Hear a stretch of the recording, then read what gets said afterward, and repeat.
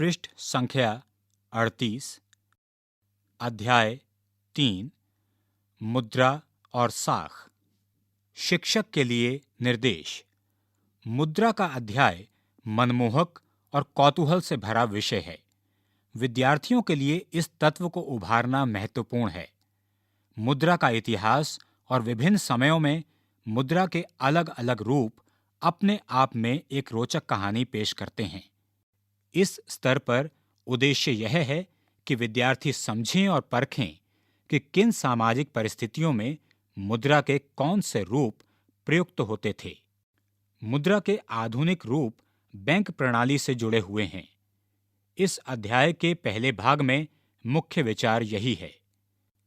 भारत की मौजूदा स्थिति में बैंकिंग प्रणाली के कंप्यूटरीकरण से मुद्रा के नए रूपों का धीरे धीरे विस्तार हो रहा है। इसके चलते विद्यार्थियों के पास इस विषय को अपने आप समझने के कई अवसर हैं। हमें मुद्रा के कार्यों पर औपचारिक रूप से विचार करने की जरूरत नहीं है। इसे सवालों के रूप में उभरने दीजिए।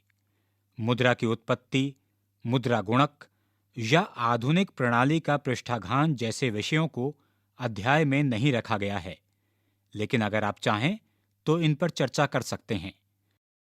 साख आर्थिक जीवन का एक महत्वपूर्ण तत्व है और इसलिए इसे अवधारणात्मक स्तर पर समझना जरूरी है।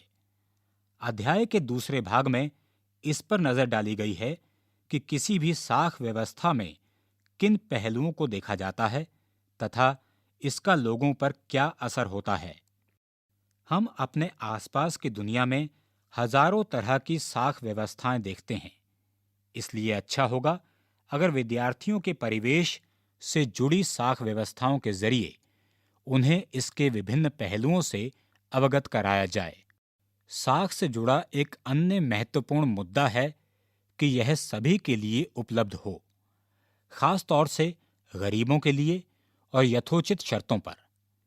हमें इस बात पर जोर देना होगा कि यह लोगों का अधिकार है और इसके बिना इस वर्ग का बड़ा हिस्सा विकास प्रक्रिया से बाहर रह जाएगा। बहुत से नवीन प्रयास जैसे ग्रामीण बैंकों से विद्यार्थी अवगत हो सकते हैं। यह समझना जरूरी है कि हमारे पास सभी सवालों के जवाब नहीं हैं। हमें यह लक्ष्य पाने के लिए नए तरीके ढूंढने पड़ेंगे। खास तौर से विकासशील देशों के सामने यह एक सामाजिक चुनौती है। जानकारी के स्रोत। इस अध्याय में औपचारिक और अनौपचारिक क्षेत्र के साख संबंधी आंकड़े राष्ट्रीय प्रतिदर्श सर्वेक्षण संगठन द्वारा ग्रामीण कर्जों पर किए गए सर्वेक्षण से लिए गए हैं।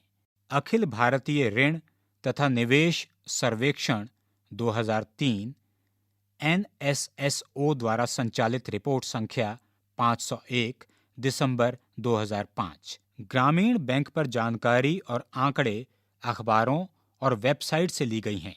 बैंक संबंधित आंकड़ों की विस्तृत जानकारी या किसी खास बैंक के बारे में जानने के लिए आप भारतीय रिजर्व बैंक और संबंधित बैंकों की वेबसाइट www.rbi.org पर जा सकते हैं। स्वयं सहायता समूहों पर आंकड़े राष्ट्रीय कृषि एवं ग्रामीण विकास बैंक की वेबसाइट पर उपलब्ध हैं। www.nabard.org।